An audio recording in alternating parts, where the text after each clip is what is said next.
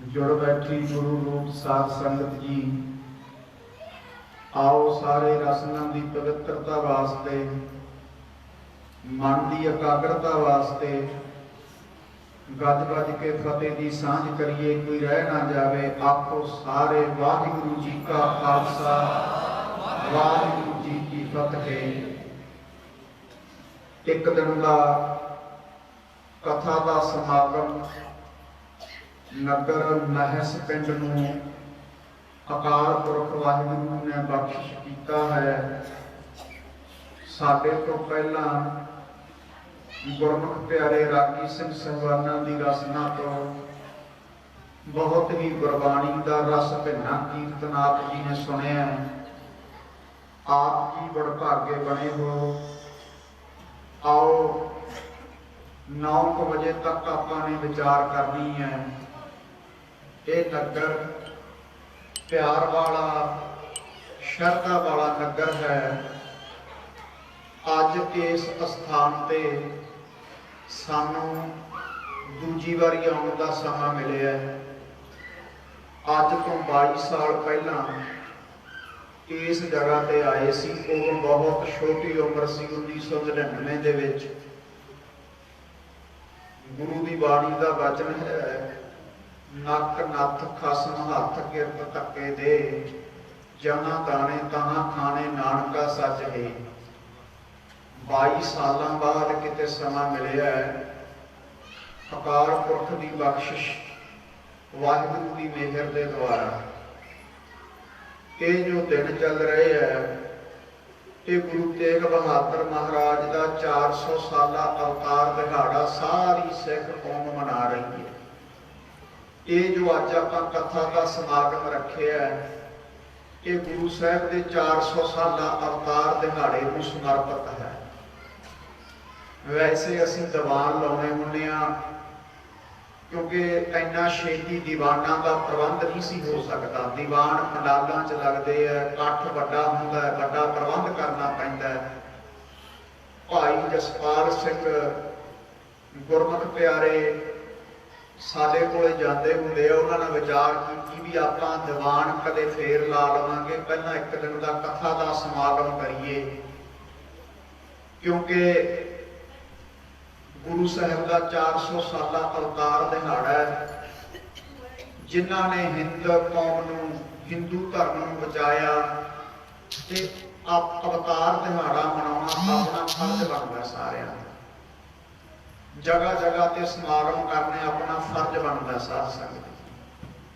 सो अज तुसीं बहुत वड्डी गिणती च पहुंचे हो, क्योंकि कोई पोस्टर भी नहीं छपिया, सिर्फ अनाउंसमेंट हुई सी। आप सारी संगत का बहुत बहुत धन्यवाद है।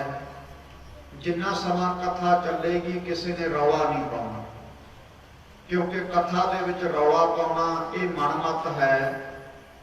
साध संगत जी रहतनामिਆਂ ਦੇ ਵਿੱਚ वचन आउंदे ने, हर जस चलते जो बात चलावे, गोबिंद सिंह वह सिख नहीं पावे। वो गुरु का सिख नहीं हुंदा जिहड़ा हरी जस दे हुंदिआं रौला पावे। हर जस चलते जो बात चलावे, इहा उहा ठौर ना पावे। ਉਹਨੂੰ किते भी ढोई नहीं मिलती जिहड़ा कथा कीर्तन दे विच खप पाउंदा, रौला पाउंदा। इस करके एकाग्रता बना के बैठो। आओ गुरबाणी कहती है, 9वें पातशाह दे 115 शब्द सलोक गुरु ग्रंथ साहिब दे विच दर्ज ने। 9वें महल्ले के 57 सलोक ने, जिन्हां दे विचों एक सलोक 10वें पातशाह का गुरु ग्रंथ साहिब दे विच दर्ज है। 54वां सलोक दशमेश पिता का है। 56 सलोक गुरु तेग बहादुर पातशाह दे हैं। क्योंकि साडा जिहड़ा संबंध है दमदमी टकसाल दे नाल है। दमदमी टकसाल वो है जिस दमदमी टकसाल दीयां कुर्बानियां जे गिनती लग जाइए करना आपां गिन नहीं सकते। पहले शहीद बाबा दीप सिंह जी होए, दूजे मुखी बाबा गुरबख्श सिंह, उन्होंने ने भी शहादत दत्ती। हरमंदर साहिब दीयां प्रकरमां दे विच उन्हां दी शहीदी हुई है। 14वें मुखी संत बाबा जरनैल सिंह खालसा पिंडरां वाले, ਉਹਨਾਂ ਦੀ ਸ਼ਹਾਦਤ ਵੀ ਹਰਿਮੰਦਰ ਸਾਹਿਬ ਦੀਆਂ ਪ੍ਰਕਰਮਾਂ ਦੇ ਵਿੱਚ ਹੋਈ ਹੈ। ਇਹ ਤਿੰਨੇ ਜਿਹੜੇ ਮਹਾਂਪੁਰਸ਼ ਹੋਏ ਆ, ਬਾਬਾ ਦੀਪ ਸਿੰਘ, ਬਾਬਾ ਗੁਰਬਖਸ਼ ਸਿੰਘ 14ਵੇਂ ਮੁਖੀ, ਬਾਬਾ ਜਰਨੈਲ ਸਿੰਘ ਖਾਲਸਾ, ਇਹਨਾਂ ਤਿੰਨਾਂ ਦੀ ਯਾਦਗਾਰ ਸਾਧ ਸੰਗਤ ਜੀ ਹਰਿਮੰਦਰ ਸਾਹਿਬ ਦੀਆਂ ਪ੍ਰਕਰਮਾਂ ਦੇ ਵਿੱਚ ਸੁਸ਼ੋਭਿਤ ਹੈ। ਯਾਦਗਾਰ ਹਰਿਮੰਦਰ ਸਾਹਿਬ ਬਣੀ ਹੋਈ ਹੈ। ਸ਼ਹੀਦ ਅਤੇ ਸ਼ਹਾਦਤ ਇਹ ਅਰਬੀ ਭਾਸ਼ਾ ਦੇ ਸ਼ਬਦ ਨੇ। ਸ਼ਹੀਦ ਦਾ ਅਰਥ ਹੁੰਦਾ ਹੱਕ ਸੱਚ ਪਿੱਛੇ ਗਵਾਹੀ ਦੇਣ ਵਾਲਾ। ਸ਼ਹਾਦਤ ਦਾ ਅਰਥ ਹੁੰਦਾ ਹੈ ਗਵਾਹੀ। ਜਿਹੜੇ ਕੌਮਾਂ ਦੇ ਘਰ ਹਨ ਇਹ ਸ਼ਹੀਦਾਂ ਦੇ ਡੁੱਲੇ ਖੂਨ ਦੇ ਆਸਰੇ ਤੇ ਬਣਦੇ ਆ। ਜਦੋਂ ਡੁੱਲਦਾ ਖੂਨ ਸ਼ਹੀਦਾਂ ਦਾ, ਤਕਦੀਰ ਬਦਲਦੀ ਕੌਮਾਂ ਦੀ, ਰਬੀਆਂ ਨਾਲ ਖੋਪਰ ਲੈਂਦੇ ਜਾਂ ਤਸਵੀਰ ਬਦਲਦੀ ਕੌਮਾਂ ਦੀ। ਗੁਰੂ ਅਰਜਨ ਸਾਹਿਬ ਸੱਚੇ ਪਾਤਸ਼ਾਹ ਤੋਂ ਪਹਿਲਾਂ 25 ਸਿੱਖ ਸ਼ਹੀਦ ਹੋ ਚੁੱਕੇ ਸੀ ਲਗਭਗ। ਪ੍ਰਿੰਸੀਪਲ ਸਤਵੀਰ ਸਿੰਘ ਆਪਣੀ ਲਿਖਤ ਵਿੱਚ ਲਿਖਦੇ ਹੈ ਗੁਰੂ ਨਾਨਕ ਸਾਹਿਬ ਦੇ ਸਮੇਂ ਤੋਂ ਸ਼ਹੀਦੀਆਂ ਹੋਣ ਲੱਗ ਗਈਆਂ ਸੀ। ਸਿੱਖ ਧਰਮ ਦੇ ਵਿੱਚ ਪਹਿਲਾ ਸ਼ਹੀਦ ਭਾਈ ਤਾਰਾ ਹੋਇਆ ਲਾਹੌਰ ਦੇ ਵਿੱਚ ਸੰਨ 1526 ਦੇ ਵਿੱਚ। ਜਦੋਂ ਬਾਬਰ ਚੜ੍ਹ ਕੇ ਆਇਆ, ਬਾਬਰ ਨੇ ਲਾਹੌਰ ਨੂੰ ਅੱਗ ਲਾਈ। ਭਾਈ ਤਾਰਾ ਜੀ ਗੁਰੂ ਨਾਨਕ ਦਾ ਸਿੱਖ ਸੀ, ਅੱਗ ਬੁਝਾਉਣ ਵਾਸਤੇ ਗਿਆ ਜਲ ਦੀ ਮਸ਼ਕ ਲੈ ਕੇ। ਜਦੋਂ ਮਸ਼ਕ ਲੈ ਕੇ ਗਿਆ ਤਾਂ ਬਾਬਰ ਦੇ ਸਿਪਾਹੀਆਂ ਨੇ ਅੱਗ ਵਿੱਚ ਚੁੱਕ ਕੇ ਸੁੱਟ ਦਿੱਤਾ ਤੇ ਸ਼ਹੀਦ ਕਰ ਦਿੱਤਾ। ਆਓ ਵਿਚਾਰ ਤੇ ਅੱਜ ਆਪਣਾ ਇਹ ਵਿਸ਼ਾ ਨਹੀਂ। ਫਿਰ ਪੰਜਵੇਂ ਪਾਤਸ਼ਾਹ ਦੀ ਸ਼ਹੀਦੀ ਸ਼ਾਂਤਮਈ ਹੋਈ। ਫਿਰ ਛੇਵੇਂ ਪਾਤਸ਼ਾਹ ਨੇ ਸ਼ਾਸਤਰ ਚੁੱਕੇ। ਫਿਰ ਨੌਵੇਂ ਪਾਤਸ਼ਾਹ ਨੇ ਸ਼ਾਂਤਮਈ ਸ਼ਹੀਦੀ ਦਿੱਤੀ। 10ਵੇਂ ਪਾਤਸ਼ਾਹ ਨੇ ਹਥਿਆਰ ਚੁੱਕੇ। ਸਾਡਾ ਇਤਿਹਾਸ ਹੈ, ਜੇ ਇੱਕ ਪੀੜ੍ਹੀ ਵਿੱਚ ਸ਼ਾਂਤਮਈ ਸ਼ਹੀਦੀ ਹੁੰਦੀ ਹੈ ਤਾਂ ਦੂਸਰੀ ਪੀੜ੍ਹੀ ਦੇ ਵਿੱਚ ਜ਼ਾਲਮ ਹਕੂਮਤ ਤੋਂ ਬਦਲਾ ਲਿਆ। ਇਹ ਸਾਡਾ ਇਤਿਹਾਸ ਹੈ। ਛੋਟੇ ਸਾਹਿਬਜ਼ਾਦਿਆਂ ਨੇ ਸ਼ਾਂਤਮਈ ਸ਼ਹੀਦੀ ਦਿੱਤੀ। ਉਸੇ ਪੀੜ੍ਹੀ ਦੇ ਵਿੱਚ ਬਾਬਾ ਬੰਦਾ ਸਿੰਘ ਬਹਾਦਰ ਨੇ ਜ਼ਾਲਮ ਹਕੂਮਤ ਤੋਂ ਬਦਲਾ ਲਿਆ। ਜਿਹੜੇ ਸ਼ਾਸਤਰ ਹਨ, ਇਹ ਸ਼ਾਸਤਰ ਸਾਡੇ ਪੀਰ ਨੇ ਸਾਧ ਸੰਗਤ ਜੀ। 10ਵੇਂ ਗ੍ਰੰਥ ਵਿੱਚ ਵਚਨ ਆਉਂਦਾ ਹੈ, ਅਸ ਕਿਰਪਾਨ ਖੰਡੋ ਖੜਗ ਤੁਮਕ ਤਬਰ ਅਰਤੀਰ ਸਾਹਿਬ ਸਰੋਹੀ ਸਹਿਥੀ ਯਹ ਹਮਾਰੇ ਪੀਰ। ਜਿਹੜੇ ਸ਼ਾਸਤਰ ਨੇ ਸਾਡੇ ਪੀਰ ਹਨ।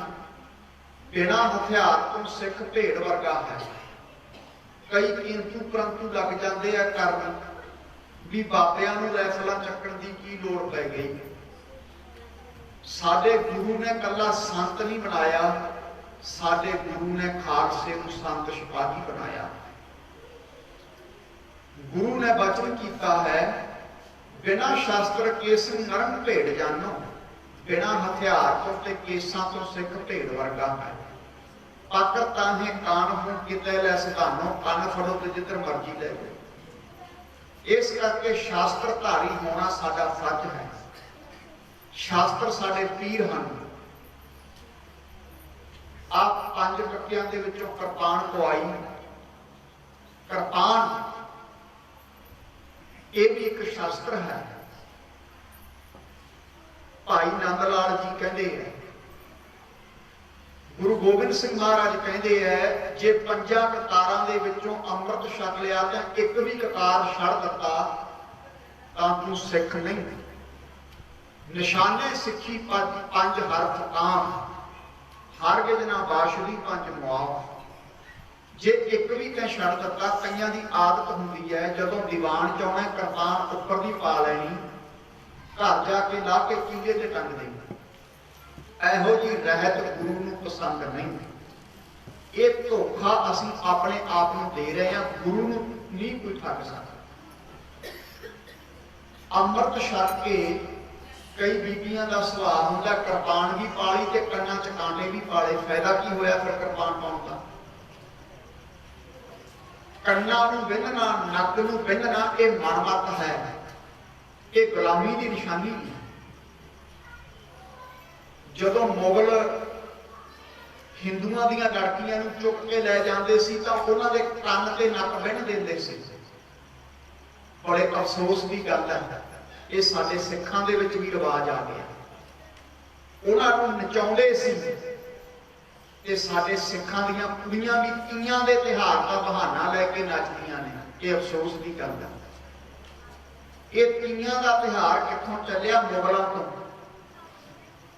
ਜਿਹਨੇ ਅੰਮ੍ਰਿਤ ਛਕ ਲਿਆ ਉਹਦੇ ਵਾਸਤੇ ਕੋਈ ਵੀ ਗਹਿਣਾ ਨਹੀਂ ਪਾਉਣਾ, ਕੋਈ ਨੱਕ ਨਹੀਂ ਬਿੰਨਣਾ, ਕੋਈ ਕੰਨ ਨਹੀਂ ਬਿੰਨਣਾ। ਜੇ ਇਹ ਗਲਤੀ ਹੋ ਗਈ ਤਾਂ ਦੁਬਾਰੇ ਪੰਜਾਂ ਪਿਆਰਿਆਂ ਦੇ ਪੇਸ਼ ਹੋ ਕੇ ਦੁਬਾਰਾ ਅੰਮ੍ਰਿਤ ਪਾਨ ਕਰਨਾ ਚਾਹੀਦਾ। ਜੇ ਇਹ ਗਲਤੀ ਹੋ ਗਈ ਕਿਸੇ ਬੀਬੀ ਤੋਂ,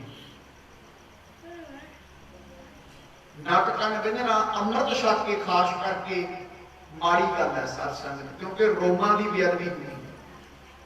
ਜਿੰਨੇ ਸਾਡੇ ਸਰੀਰ ਦੇ ਰੋਮ ਨੇ ਇਹ ਸਾਡੀਆਂ ਜੀਭਾਂ ਹਨ। ਜਿੱਥੇ ਅੱਜ ਸਾਡੇ ਭਾਈ ਦਾੜੀਆਂ ਦੀ ਬੇਅਦਬੀ ਕਰਨ ਲੱਗੇ, ਉੱਥੇ ਸਾਡੀਆਂ ਬੀਬੀਆਂ ਵੀ ਘੱਟ ਨਹੀਂ ਰਹੀਆਂ, ਪਰ ਵੱਡੇ ਰਾਗੀਆਂ ਕਟਾਉਣ। ਕਈਆਂ ਨੂੰ ਵਚਨ ਬੜਾ ਕੌੜਾ ਲੱਗਣਾ ਹੈ। ਇਹ ਜਿਹੜੇ ਭਰਵੱਟੇ ਹੈ ਇਹ ਅਕਾਲ ਪੁਰਖ ਨੇ ਕਿਉਂ ਲਾਏ ਨੇ? ਇਹ ਸਾਡੀ ਅੱਖਾਂ ਦੀ ਰੱਖਿਆ ਵਾਸਤੇ ਲਾਏ ਨੇ। ਇਹ ਸਾਡੀ ਅੱਖਾਂ ਦੀ ਰਾਖੀ ਕਰਦੇ ਆ, ਕਿਉਂਕਿ ਸੂਰਜ ਦੇ ਵਿੱਚੋਂ ਕੁਝ ਐਸੀਆਂ ਅਲਟਰਾ ਵਾਇਲਟ ਰੇਜ਼ ਨਿਕਲਦੀਆਂ ਨੇ ਜਿਹੜੀਆਂ ਅੱਖਾਂ ਨੂੰ ਪ੍ਰਭਾਵਿਤ ਕਰਦੀਆਂ ਨੇ। ਇਹ ਰੱਬ ਕੋਈ ਕਮਲਾ ਨਹੀਂ ਵੀ ਇੱਥੇ ਐਵੇਂ ਵਾਰ ਲਾਤੇ। ਅਸੀਂ ਰੱਬ ਨਾਲ ਸਿਆਣੇ ਬਣਦੇ ਹਾਂ, ਇਸ ਕਰਕੇ ਅਸੀਂ ਦੁੱਖ ਪਾਉਣੇ ਹਾਂ। ਸੋ ਕਲਗੀਧਰ ਜੀ ਕਹਿੰਦੇ ਮੈਨੂੰ ਸਿੱਖ ਨਹੀਂ ਪਿਆਰਾ। ਇਹ ਨਹੀਂ ਵੀ ਸਿੱਖ ਦਾ ਰੰਗ ਗੋਰਾ ਤੇ ਮੈਨੂੰ ਪਸੰਦ ਹੈ, ਸਿੱਖ ਦਾ ਰੰਗ ਕਾਲਾ ਹੈ ਮੈਨੂੰ ਪਸੰਦ ਨਹੀਂ। ਨਹੀਂ, ਮਹਾਰਾਜ ਕਹਿੰਦੇ ਮੈਨੂੰ ਰਹਿਤ ਪਿਆਰੀ ਹੈ। ਰਹਿਤ ਪਿਆਰੀ ਮੁਝ ਕੋ ਸਿੱਖ ਪਿਆਰਾ ਨਹੀਂ। ਮੈਨੂੰ ਸਿੱਖ ਨਹੀਂ ਪਿਆਰਾ, ਮੈਨੂੰ ਰਹਿਤ ਪਿਆਰੀ ਹੈ। ਮੇਰਾ ਸਿੱਖ ਜਿਹੜਾ ਧੋਖੇ ਵਾਲੀ ਰਹਿਤ ਨਾ ਰੱਖੇ। ਗੁਰੂ ਦੀ ਹਜ਼ੂਰੀ ਚ ਕਸ਼ਹਿਰਾ ਵੀ ਗੋਡਿਆਂ ਤੋਂ ਨੀਵਾਂ, ਕਿਰਪਾਨ ਵੀ ਵੱਡੀ ਸਾਰੀ ਤੇ ਕੰਘਾ ਵੀ ਵੱਡਾ, ਤੇ ਘਰ ਜਾ ਕੇ ਉਤਾਰ ਦੇਵੇ ਵੀ ਇੱਥੇ ਕਿਹੜਾ ਕੋਈ ਦੇਖਦਾ। ਹੋਰ ਕੋਈ ਦੇਖੇ ਨਾ ਦੇਖੇ, ਪਰ ਰੱਬ ਜ਼ਰੂਰ ਦੇਖੇ। ਰੱਬ ਦੇ ਕੈਮਰੇ ਤੋਂ ਨਹੀਂ ਬਚ ਸਕਦੇ ਆਪਾਂ। ਆ ਦੁਨੀਆ ਦਾ ਸੀਸੀਟੀਵੀ ਕੈਮਰਾ ਫੇਰ ਹੋ ਸਕਦਾ ਹੈ, ਪਰ ਅਕਾਲ ਪੁਰਖ ਦਾ ਸੀਸੀਟੀਵੀ ਕੈਮਰਾ ਨਹੀਂ ਫੇਰ ਹੋ ਸਕਦਾ। ਸਦ ਸੁਣਦਾ, ਸਦ ਦੇਖਦਾ। 24 ਘੰਟੇ ਇੱਕ ਮਿੰਟ ਤੇ ਸਕਿੰਟ ਦਾ ਲੇਖਾ ਸਾਨੂੰ ਦੇਣਾ ਪੈਣਾ। ਇਸ ਕਰਕੇ ਆਓ, ਸਾਡੇ ਗੁਰੂ ਨੂੰ ਰਹਿਤ ਪਿਆਰੀ ਹੈ, ਸਿੱਖ ਨਹੀਂ ਪਿਆਰਾ। ਬੇਨਤੀ ਹੈ ਜਦੋਂ ਮੱਥਾ ਟੇਕਣਾ ਹੈ ਨਾ, ਮੱਥਾ ਗੁਰੂ ਗ੍ਰੰਥ ਸਾਹਿਬ ਅੱਗੇ ਟੇਕਣਾ। ਸਾਡੇ ਅੱਗੇ ਕਿਸੇ ਨੇ ਸਿਰ ਝੁਕਾ ਕੇ ਮੱਥਾ ਨਹੀਂ ਟੇਕਣਾ। ਇਹ ਬੇਨਤੀ ਹੈ ਸਾਡੀਆਂ ਮਾਵਾਂ ਨੂੰ, ਭੈਣਾਂ ਨੂੰ, ਬਜ਼ੁਰਗਾਂ ਨੂੰ। ਆਓ ਸਾਧ ਸੰਗਤ ਜੀ, ਗੁਰੂ ਤੇਗ ਬਹਾਦਰ ਪਾਤਸ਼ਾਹ ਦਾ ਇਤਿਹਾਸ, ਕਿਉਂਕਿ ਆਪਾਂ ਗੁਰਾਂ ਦਾ ਅਵਤਾਰ ਦਿਹਾੜਾ ਮਨਾ ਰਹੇ ਹਾਂ, ਵਿਚਾਰੀਏ। ਗੁਰੂ ਰਾਮਦਾਸ ਪਾਤਸ਼ਾਹ ਦੇ ਕੋਲੋਂ ਸੋਢੀਆਂ ਦੇ ਕੋਲੇ ਗੁਰਗੱਦੀ ਆਈ ਹੈ। ਪਹਿਲੇ ਜਾਮੇ ਦੇ ਵਿੱਚ ਬੇਦੀਆਂ ਦੇ ਕੋਲੇ ਗੁਰਗੱਦੀ ਸੀ। ਦੂਜੇ ਜਾਮੇ ਦੇ ਵਿੱਚ ਤ੍ਰੇਹਣ ਕੁਲ ਦੇ ਵਿੱਚ ਗੁਰੂ ਅੰਗਦ ਸਾਹਿਬ ਪਾਤਸ਼ਾਹ ਹੋਏ ਹੈ। ਤੀਸਰੇ ਪਾਤਸ਼ਾਹ ਭੱਲਿਆਂ ਦੀ ਕੁਲ ਚੋਂ ਹੋਏ ਹੈ। ਚੌਥੇ ਪਾਤਸ਼ਾਹ ਦੇ ਕੋਲ ਸੋਢੀਆਂ ਦੇ ਕੋਲੇ ਗੁਰਗੱਦੀ ਆ ਗਈ, ਤੇ 10ਵੇਂ ਪਾਤਸ਼ਾਹ ਤੱਕ ਗੁਰੂ ਰਾਮਦਾਸ ਦੇ ਪਰਿਵਾਰ ਦੇ ਵਿੱਚ ਗੁਰੂ ਦਾ ਗੱਦੀ ਰਹੀ ਹੈ। ਸੋਢੀ ਤੇ ਬੇਦੀ ਲਹੂ ਤੇ ਕਸ਼ੂ ਦੀ ਵੰਸ਼ ਵਿੱਚੋਂ ਹੋਏ ਹੈ। 10ਵੇਂ ਗ੍ਰੰਥ ਦੇ ਵਿੱਚ ਸਾਰਾ ਲਿਖਿਆ ਹੋਇਆ ਹੈ। ਪਰ ਖਾਲਸਾ ਕਿਸੇ ਲਹੂ ਤੇ ਕਸ਼ੂ ਦਾ ਵੰਸ਼ਜ ਨਹੀਂ। ਲਹੂ ਕਸ਼ੂ ਬੜੇ ਮਹਾਨ ਹੋਏ ਨੇ, ਰਾਮਚੰਦਰ ਜੀ ਦੇ ਪੁੱਤਰ ਹੋਏ ਨੇ। ਇਹ ਐਵੇਂ ਨਹੀਂ ਹੋਏ।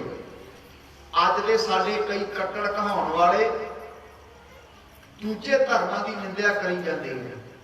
ਜੇ ਆਪਾਂ ਹਿੰਦੂ ਧਰਮ ਨੂੰ ਮਾੜਾ ਕਹਾਂਗੇ, ਹਿੰਦੂ ਆਪਣੇ ਧਰਮ ਨੂੰ ਮਾੜਾ ਕਹਿਣਗੇ, ਉੱਥੇ ਫਿਰ ਲੜਾਈ ਝਗੜਾ ਹੋ ਜਾਊਗਾ। ਅੱਜ ਧਰਮਾਂ ਦੇ ਨਾਮ ਤੇ ਲੜਾਈ ਹੋ ਗਈ। ਬਾਬਾ ਜਰਨੈਲ ਸਿੰਘ ਖਾਲਸਾ, ਕਿਉਂਕਿ 1988 ਤੋਂ ਸਾਡਾ ਸੰਬੰਧ ਹੈ ਦਮਦਮੀ ਟਕਸਾਲ ਨਾਲ, 33 ਸਾਲ ਹੋ ਗਏ, ਬਹੁਤ ਛੋਟੀ ਉਮਰ ਤੋਂ ਬਾਬਾ ਜਰਨੈਲ ਸਿੰਘ ਖਾਲਸਾ ਨੂੰ ਬਦਨਾਮ ਕੀਤਾ ਸਰਕਾਰ ਨੇ ਵੀ ਹਿੰਦੂਆਂ ਦੇ ਵਿਰੋਧੀ।